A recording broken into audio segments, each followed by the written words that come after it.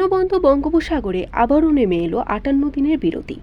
মঙ্গলবার থেকে শুরু হয়েছে সামুদ্রিক মাছ ধরার উপর সরকারের কঠোর নিষেধাজ্ঞা, যা চলবে আগামী ১১ই জুন পর্যন্ত।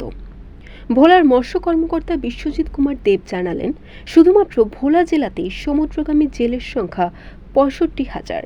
তারা সবাই এবারও ৫৮ দিনের জন্য বিরত থাকবেন জীবিকার প্রধান উৎস সাগরে মাছ ধরার কাজ থেকে।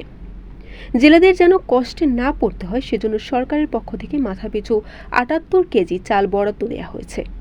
নিষেধাজ্ঞার এই সময়টা শুধু বন্ধ থাকার সময় নয়, এটা হচ্ছে সমুদ্রের প্রাণীদের জন্য বিশ্রামের সময়, প্রজননের সময়।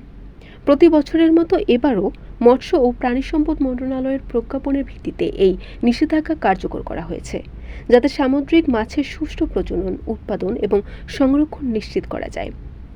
২০২৩ সালে সামুদ্রিক মৎস্য বিধিমালার আওতায় এই পদক্ষেপ নেওয়া হয়েছে, যেখানে স্পষ্ট বলা আছে প্রতি বছর ১৫ এপ্রিল থেকে ১১ই জুন পর্যন্ত সব ধরনের মৎস্য নৌযান দিয়ে সাগরে মাছ ধরা নিষিদ্ধ থাকবে।